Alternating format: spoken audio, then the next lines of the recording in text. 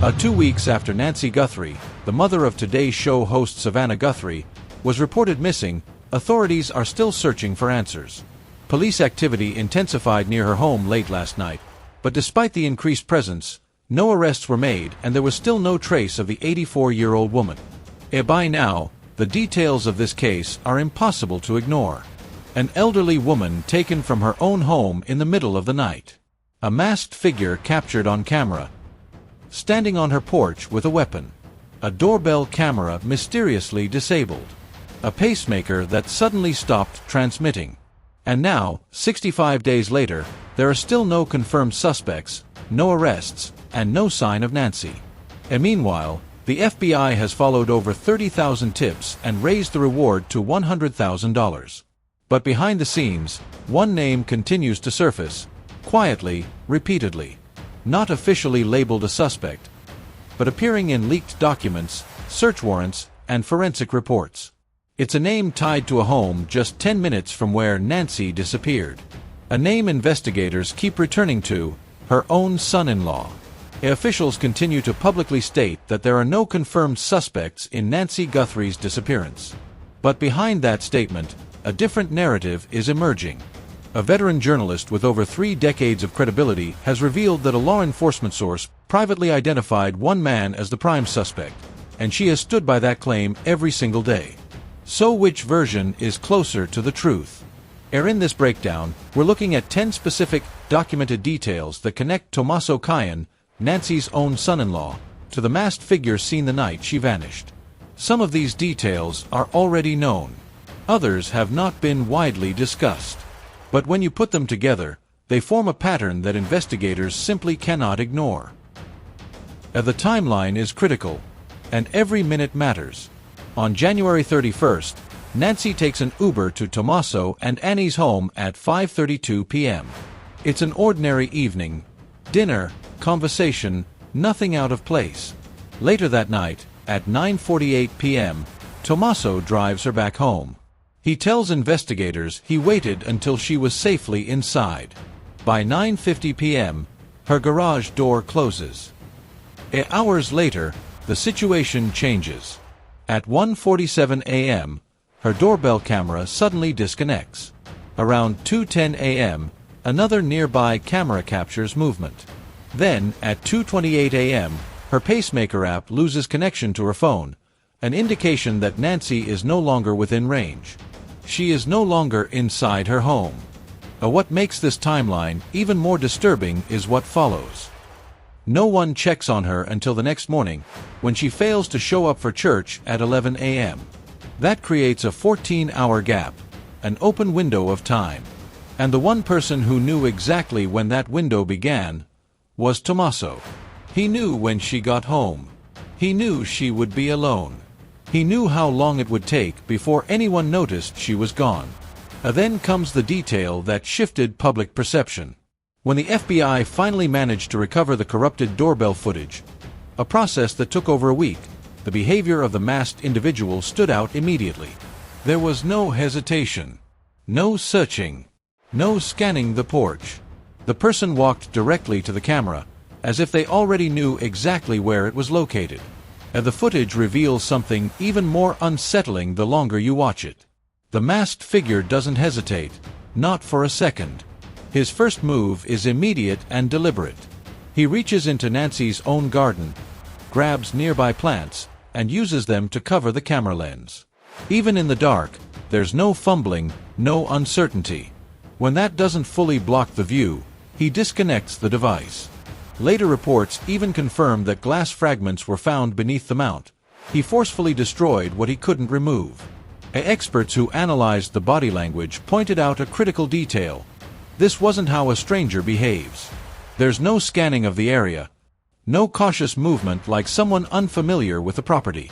Instead, he moves with confidence, like someone who has stood on that porch countless times before. And there's another layer that many overlooked. Nancy's doorbell camera was a Nest device, reportedly without an active cloud recording subscription. Whoever planned this may have known that detail, believing that disabling the camera would erase all evidence. They were almost right. The footage was only recovered through advanced data recovery efforts. Which raises a chilling question. Who would know exactly where the camera was, understand its recording limitations, navigate the porch layout in total darkness, and act without hesitation? That level of familiarity doesn't point to a random intruder. It suggests someone close. Someone with inside knowledge. And then investigators took it further. Using photogrammetry, they analyzed the suspect's physical profile, placing him between 5 feet 9 inches and 5 feet 10 inches, with an average build, carrying a black 25-liter Ozark Trail backpack sold exclusively at Walmart. But here's where things take an unexpected turn. Tommaso Cayenne, the son-in-law, stands closer to 6 feet tall.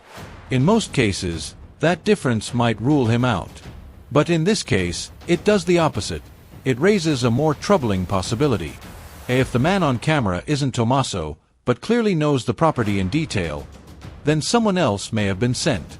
Someone who had been given precise instructions. The focus shifts from identifying the figure at the door to identifying who provided the blueprint. And that's where another name enters the picture. Dominic Aaron Lee Evans, a Tucson-based musician, drummer, and co-founder of the band Early Black, which he started with Tommaso back in 2007. The two have been closely connected for nearly 2 decades. Online investigators who reviewed old performance footage began noticing similarities. Evans matches the general build described by the FBI, and even his facial hair, a dark mustache and goatee, appears consistent with what can be partially seen beneath the suspect's mask. Individually, these details might raise questions. But together, they begin to form a narrative, one that suggests planning, familiarity, and a connection that runs far deeper than coincidence. And as the investigation deepens, one detail stands out more than most: a possible tattoo on the suspect's right wrist. That detail carries weight because former FBI profiler Jim Clemente stated publicly that a wrist tattoo could be a key identifier, something that could immediately narrow the field. And when people began looking closer, they noticed something. Dominic Evans appears to have a tattoo in that exact location. And then there's his background. Court records from Pima County show a history of serious charges: burglary, robbery, theft, embezzlement, even DUI. This is someone who lives in the same area as Nancy, has a documented pattern of property-related crimes, and maintains a long-standing connection with her son-in-law. To be clear, law enforcement has not officially named Evans as a suspect, and authorities have cautioned against spreading unverified claims. But the overlap, physical traits, criminal history, and personal ties, is real, and it's information investigators are fully aware of. There's another detail that feels unsettling, even if it may ultimately mean nothing. The band that connects these two men, Early Black, released a debut album back in 2010 titled Life, Love, Murder. On its own, it's just a provocative name, something not unusual in music. It's not evidence, and it likely has no direct relevance to the case. But in the context of everything else, the connections, the timing, the growing list of coincidences, it becomes the kind of detail that lingers in your mind longer than it should. And meanwhile, new reporting has added even more weight to the situation. Just 3 days into the investigation, journalist Ashley Banfield revealed on her podcast that a highly credible law enforcement source had already identified Tommaso Cayenne as the prime suspect behind the scenes. According to that report, Annie's car had been seized as evidence, blood was found inside the home, not just outside, and the back door had been left completely open. None of these details alone close the case. But together, they begin to form a picture, one filled with unanswered questions, unsettling connections, and a growing sense that the truth may be far closer to home than anyone initially believed. As pressure builds around the case, the divide between public statements and behind-the-scenes reporting becomes impossible to ignore. Sheriff Nanos strongly pushed back against the claims, calling them reckless and insisting that no one had been officially named a suspect.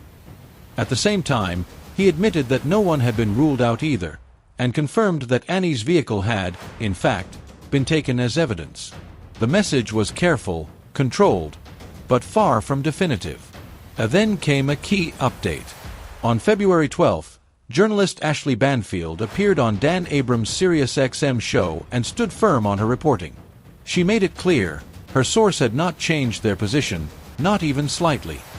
When asked directly if Tommaso was still being treated as a suspect, her answer was simple: nothing has changed. What she revealed next added another layer of tension. According to her source, the day after her initial report aired, things inside the department became noticeably tighter. There were concerns about internal leaks and potential consequences. Banfield's response to that? Direct and pointed: if the information wasn't true, there would be nothing to fear. And then came one final message from her source, a statement that lingered: when they take shots at you, it means you're standing on the target. Officially, the sheriff has never confirmed Tommaso as a suspect, but he's also never denied that Tommaso is under scrutiny. And that distinction matters. Banfield, with decades of credibility behind her, appears confident in exactly what that means. Around the same time, investigators made a critical move. On February 4th, FBI agents arrived at the home shared by Annie and Tommaso. Wearing gloves, they entered and spent hours inside, photographing rooms and carefully collecting items late into the night. Witnesses on the scene noticed something specific: a silver Celebrite device, a tool commonly used for extracting data from phones, tablets, and computers. Authorities later confirmed the search, noting that it was conducted with consent, without the need for a warrant. And that detail opened the door to two very different interpretations. Some experts suggested it might indicate a lack of probable cause. Others argued the opposite, that willingly allowing such an extensive search could point away from guilt. Either way, the investigation continues to unfold in layers, each new detail raising more questions than answers, and each step bringing the truth a little closer into focus. In most investigations, people with something to hide tend to shut down quickly. Lawyers get involved, access is restricted, and communication stops. But here, that hasn't happened. Even so, the focus on Annie and Tommaso didn't fade after the first visit. Investigators returned again on February 7th. And then something even more telling began.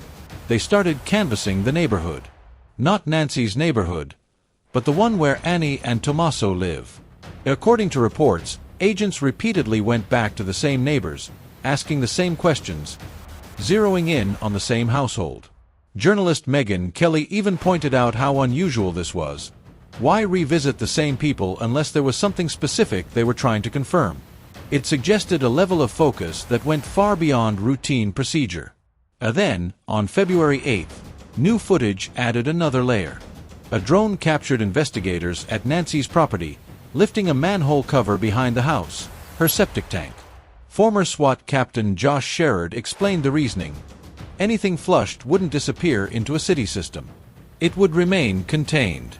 Clothing, tools, documents, anything someone thought they had gotten rid of could still be sitting there. Taken individually, each of these steps might seem procedural. But together, multiple searches, repeated neighborhood interviews, digital data extraction, a seized vehicle, and even a septic tank inspection, they point to something more deliberate. A sustained investigative focus on a single household. Around the same time, an unverified document began circulating online. It appeared to show that, roughly 8 months before Nancy disappeared, Tommaso had transferred durable power of attorney over all of his financial and personal matters to Annie. That means she would have legal control over his property and financial decisions. Independent analysts offered two possible interpretations. One, that Tommaso may have been dealing with personal or mental health challenges and wanted support managing his affairs. The other, that he could have been preparing for a situation where his finances might come under scrutiny, and this was a way to create distance. Legal experts were quick to point out that power of attorney arrangements are common, especially between spouses. They're often used for practical reasons: real estate, medical planning, or financial convenience. On its own, it doesn't suggest wrongdoing. But the timing is what raised eyebrows. 8 months before a case that would later draw national attention, the individual now facing the most scrutiny had already transferred control of his affairs. Standing alone, it means little. But placed alongside everything else, it becomes another piece of a much larger puzzle.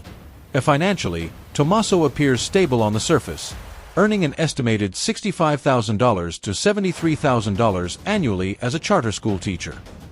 He and Annie purchased a home valued around $650,000 and have even traveled internationally, including trips to Italy. But as investigators continue to dig deeper, the question remains, does the surface tell the whole story? On the surface, their lifestyle appears comfortable, but context changes everything.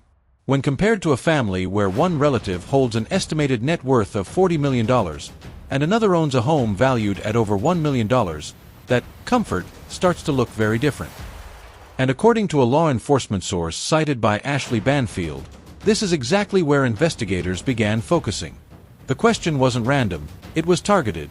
Who stands to benefit if an 84-year-old woman suddenly disappears? The answer, as the source explained, often comes down to money. Sometimes it's insurance. Sometimes it's debt. And sometimes it's the financial gap between what someone has and what they believe they should have. That gap can become a powerful motive. There were also rumors circulating online, claims of massive gambling debts, including a supposed $50 million obligation tied to a Mexican casino. But when multiple outlets investigated, no credible evidence supported those allegations. So those claims can be set aside. What remains, however, is a verified financial picture that still raises questions. A modest teacher's salary positioned next to significant family wealth and high-value assets. That kind of imbalance doesn't prove anything, but it does give investigators a reason to look closer. It creates a possible motive, one rooted not in speculation, but in financial reality. And then came a development that could shift the case entirely. On February 13th, investigators confirmed they had recovered DNA from Nancy's property. DNA that does not belong to her or anyone known to be close to her. At the same time, a black glove was discovered roughly 2 miles from her home. Early indications suggest it may match the gloves worn by the masked figure seen in the doorbell footage. And for the first time, this isn't just about timelines, behavior, or digital evidence. It's physical, tangible, and it could be the piece that finally connects everything together. The black glove recovered near the scene quickly became a critical piece of evidence. It was sent for forensic testing, and by February 15th, the FBI had already received preliminary DNA results, with full confirmation still pending. According to former FBI Assistant Director Frank Figliuzzi, investigators have likely already ruled out any DNA belonging to family members or regular visitors. In other words, the genetic material they found points to someone who had no legitimate reason to be there. And this is where the investigation takes a more strategic turn.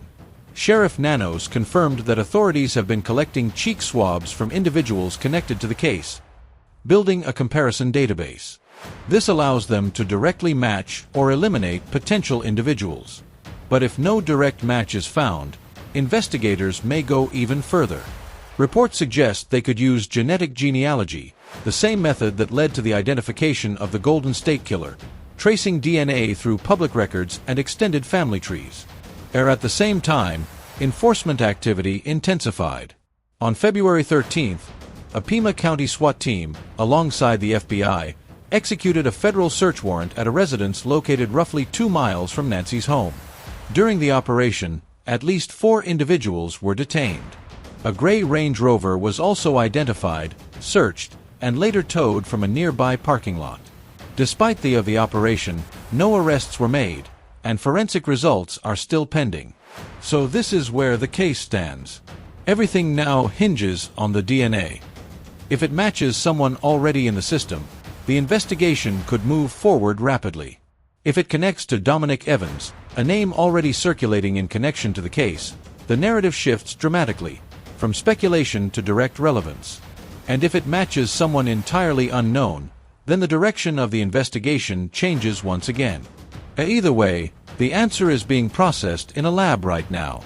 But to understand the full picture, it's important to look at both sides. While multiple details appear to point toward Tommaso, there are also factors that complicate that theory. He has no criminal record, none at all. For over 15 years, he's worked as a teacher, with no arrests, no charges, and no documented behavioral concerns in his professional life. That contrast, between suspicion and background, is part of what makes this case so complex and so difficult to resolve. As the investigation continues, there are also important details that push in the opposite direction. Details that complicate the narrative. Former FBI profiler Robin Drake pointed out that Tommaso's background shows no clear behavioral pattern leading toward a crime like this. For over a decade, he has lived a stable life, with no criminal history and no warning signs that would typically raise concern in cases of this nature. The family's actions also stand out. They have fully cooperated with investigators from the beginning. No lawyers stepping in to block access, no resistance to searches. Everything has been done with consent, not warrants. Devices were handed over voluntarily. According to Drake, that level of openness is unusual for someone trying to hide something. Typically, people in that position shut everything down immediately. That hasn't happened here. Publicly, Annie has remained present and emotional, appearing in multiple video appeals alongside her family. She hasn't withdrawn or distanced herself. She hasn't gone silent. Even outside voices have stepped in. Zach Lind, drummer of Jimmy Eat World, publicly defended both Annie and Tommaso, describing them as devoted parents and genuinely good people. Then there's the SWAT operation carried out on a separate property just 2 miles away, not at their home. 4 individuals were detained, and a vehicle was seized. That kind of activity suggests investigators may also be pursuing entirely different leads. Because the reality is, investigations like this are rarely straightforward. Early suspicions don't always lead to final answers. And it's entirely possible that Tommaso Caian is exactly who he appears to be. A teacher, a father, a man whose mother-in-law was taken in the middle of the night while he was just minutes away, unaware of what was happening. But at the same time, there's a pattern, one that investigators cannot ignore. He was the last person to see Nancy and the one who unknowingly set the timeline. The masked figure moved through her property with familiarity. The physical description doesn't perfectly match Tommaso, but it does align with someone close to him. A long-time associate with a criminal past and possible identifying features. A veteran journalist continues to stand by her claim that a law enforcement source considers him the prime suspect. Investigators have searched his home, analyzed his digital data, seized his wife's vehicle, and repeatedly returned to his neighborhood. Months before the crime, he transferred power of attorney to his wife. Financially, he stands next to significant family wealth. And now, there's unidentified DNA, found both at the property and on a glove miles away. None of these details alone prove anything, but together, they form a picture that cannot be ignored. And somewhere right now, inside a forensic lab, DNA results are being finalized, results that could change everything overnight. If you have any information about Nancy Guthrie's disappearance, contact the FBI at 1-800-CALL-FBI or submit a tip at tips@fbi.gov. A $100,000 reward is being offered.